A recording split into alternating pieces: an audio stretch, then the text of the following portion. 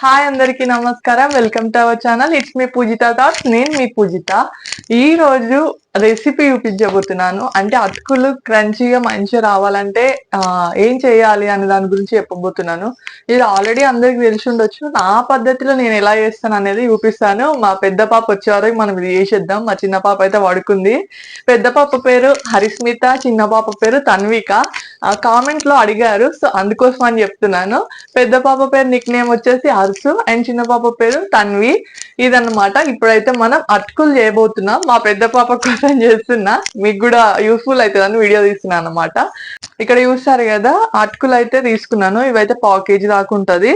ఇది చూడండి, ఇక్కడ మన ఇంగ్రీడియంట్స్ అన్నమాట. ఇవన్నీ కూడా ఇంతే మన ఇంగ్రీడియంట్స్. సాల్ట్, ఇవి సాల్ట్, పసుపు అంతే.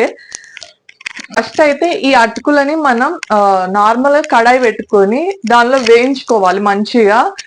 చూడండి, నేను వేయిస్తాను. ఏం ఆయిల్ కూడా వేయకుండా జస్ట్ వీటిని వేయించుకోవాలి. ఇట్లా వేయించుకోవడం వల్ల అటుకులు క్రంచీగా ఉంటాయి, మంచిగా కరకరలాడుతాయి అన్నమాట.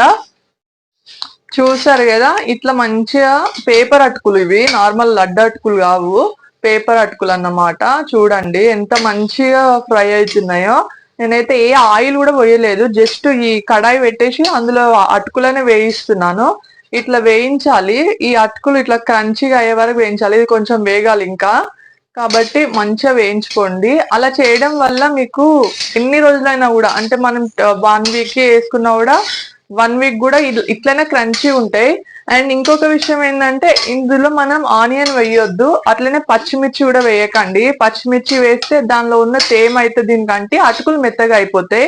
కాబట్టి ఎండుమిర్చి తోటి వేసుకోండి, చాలా బాగా వస్తాయి. చూడండి, ఒకసారి ట్రై చేసి. చూస్తారు కదా, ఇదైతే అయిపోయినాయి. మన అటుకులు అయితే రెడీ అయినాయి. ఇది వేయించినాను మంచిగా. చూడండి, ఇట్లా రావాలి మంచిగా. ఇట్లా వస్తే క్రంచీ క్రంచీ అయినట్టు. చూడండి, మీకు ఇందులోనే తెలిసిపోతుంది. ఇట్లా క్రంచీ అయిన అటుకులు మళ్ళీ ఏము మెత్తగా కావు. అండ్ అటుకులు చేసిన తర్వాతకి మూత అయితే పెట్టొద్దు. అటుకులు చల్లగా అయ్యే వరకు మూత పెట్టొద్దు. అట్లా పెడితే మళ్ళీ మెత్తగా అయిపోతాయి అటుకులు. సో ఇప్పుడైతే నేను స్టవ్ ఆఫ్ చేసుకుని అటుకులు వేరే దానిలోకి ట్రాన్స్ఫర్ చేసుకుంటున్నాను. ఇప్పుడైతే అటుకులు వేరే దానిలోకి వేసుకున్నాను. చూడండి, ఇట్లా వేసుకున్నాను. యూజువల్ కదా, ఎంత క్రంచీగా అయినాయో. అటుకులు పొడి కావాలి, ఇట్లా ఇట్లా క్రంచీగా అయితే మంచిగా ఉంటాయి అటుకులు. ఒకసారి ట్రై చేసి చూడండి ఖచ్చితంగా. ఇప్పుడైతే ఈ కడాయిలోకి ఆయిల్ అయితే పోసుకుందాం ఫస్ట్.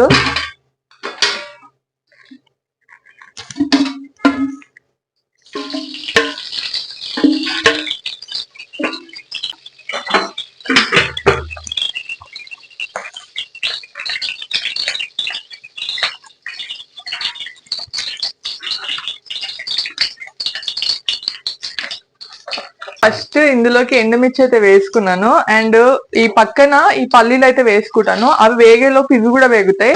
అప్పుడే పచ్చిగా వాసన వేయి పల్లీలు అయితే మంచిగా వేగుతాయి అన్నమాట. అండ్ మళ్ళీ కొంచెం అయినాక వేసుకున్నాం అనుకోండి, ఈ ఎండుమిర్చి అయితే మాడిపోతుంది. కాబట్టి వీటితో పాటే వేసుకోండి. ఈ పల్లీలను కూడా కొంచెం చిన్నగా పెట్టుకోండి ఫ్లేము. ఈ తర్వాత ఈ వెల్లుల్లిపాయ రెబ్బలు, ఇది పెద్ద ఎల్లిగడ్డ తీసి ఇట్లా తీసి దాన్ని అయితే మంచిగా దంచుకోవాలి. దంచుకొని ఇట్లా వేసుకోవాలి మంచిగా, అంటే మొత్తంగా జస్ట్ దాన్ని చితగొట్టాలి అంతే. దీని తర్వాత కరివేపాకు,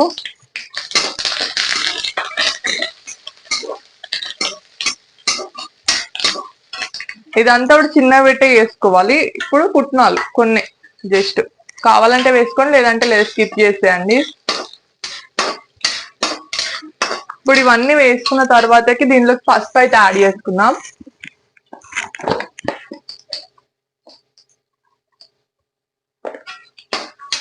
కొంచెం పసుపు.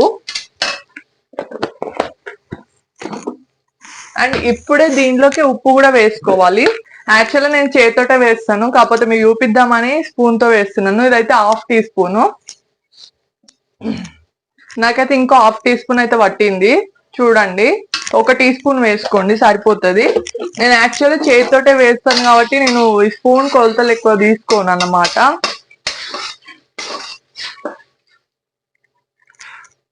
ఇప్పుడైతే సరిపోయింది.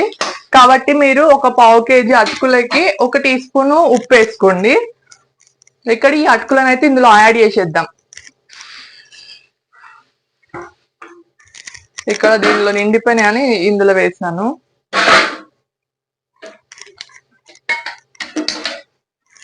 దీన్ని ఇట్లా మంచిగా కలుపుకోవాలి కింది నుండి పై వరకు.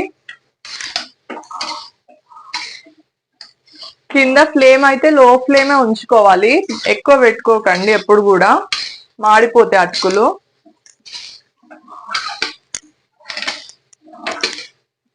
ఇట్లా చూడండి, నేను కలుపుతుంటే ఎంత మంచిగా కలర్ చేంజ్ అవుతున్నాయో.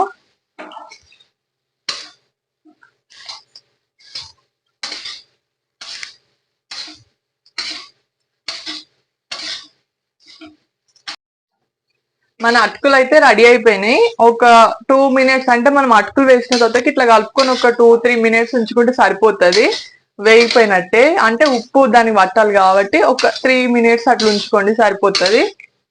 ఇంకా మన అటుకులను అయితే టేస్ట్ చేద్దాం.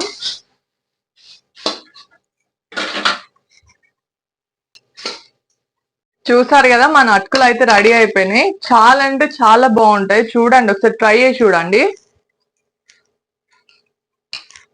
సూపర్ ఉన్నాయి. టీ స్పూన్ ఉప్పు అయితే సరిపోయింది, బరాబర్ ఉన్నాయి ఇప్పుడైతే. సో ఈ అటుకులు చల్లయ్యే వరకు దానిపైన మూత అసలే పెట్టకండి. అవి చల్లగైన తర్వాతకే మూత పెట్టుకోండి. అండ్ బాక్స్ లో పెట్టుకుంటారు కదా, బాక్స్ లో పెట్టుకునేటప్పుడు అవి ఖచ్చితంగా చల్లయ్యే ఉండాలి. వేడిగా మాత్రం వేసిల్లు అనుకోండి, కొంచెం వేడిగా ఉన్నా, అంటే గోరువెచ్చగా ఉన్నా కూడా బాక్స్ లో వేస్తే అవి మెత్తగా అయిపోతాయి. కాబట్టి ఇట్లా క్రంచీ క్రంచీ చూడండి, ఇవి ఎంత బాగా వచ్చినాయో. ట్రై చేసి కామెంట్ చేయండి.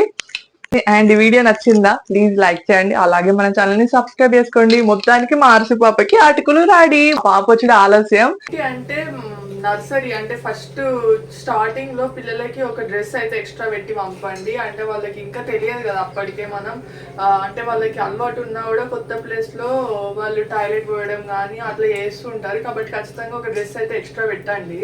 మా పాప ఎప్పుడు వాడలేదు, కానీ ఈ రోజు అయితే వాడింది.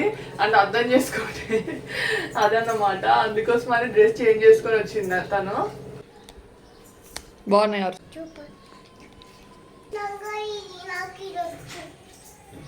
జేనా అవునా, రాదు. నువ్వు ఫ్రెష్ అప్ గా ఫస్ట్.